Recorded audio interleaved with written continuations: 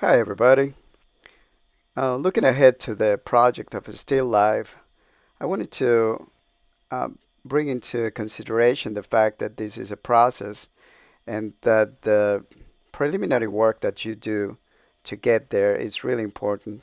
So I wanted to share with you some tips on how to go about this preliminary work. First, selecting the objects you want, what would be the first step, and then just move them around. Just change the composition, put them in different positions, and try to see them from different angles too. Also, you can change the lighting. Actually, it's a good idea to change the lighting in uh, every time you change the composition or change the lighting several times on one composition. You can walk around uh, every still life that you have created and try to find the best angle. You can use a frame or you can use your cell phone to frame the object.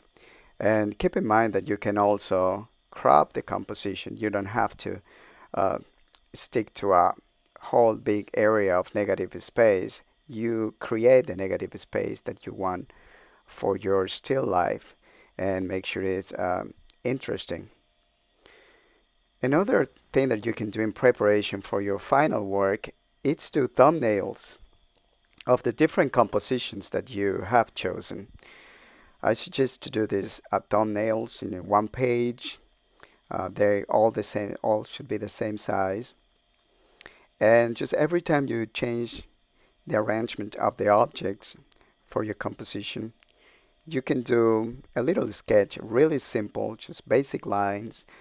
This is uh, this is a time when your gesture drawing exercises come really handy. Just to even try to catch the gesture, even though it's a still life, it doesn't need to be moving. It does have gesture too. So try to catch all those lines that would make your composition interesting. And do 4 or 5 or 6 thumbnail sketches so you can select the one you like the most.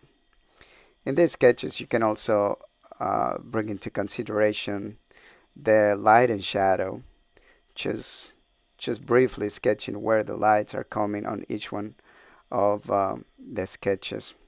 I'm speeding up the video a little bit. I don't travel that fast. I'm just speeding up the video so I can complete this page.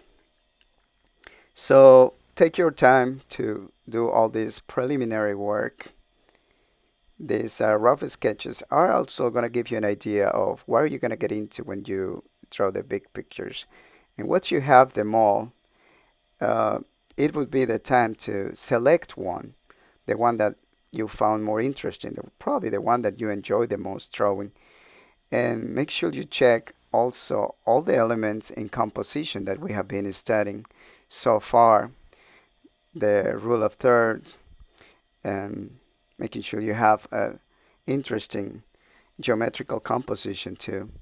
Once you have selected one, you can study that one a little more in depth, study light and shadows of it, studying how you are going to crop that composition, and understanding that it does not have to be exactly um, the way you're seeing. You can do a little tweaking on it so your composition is interesting.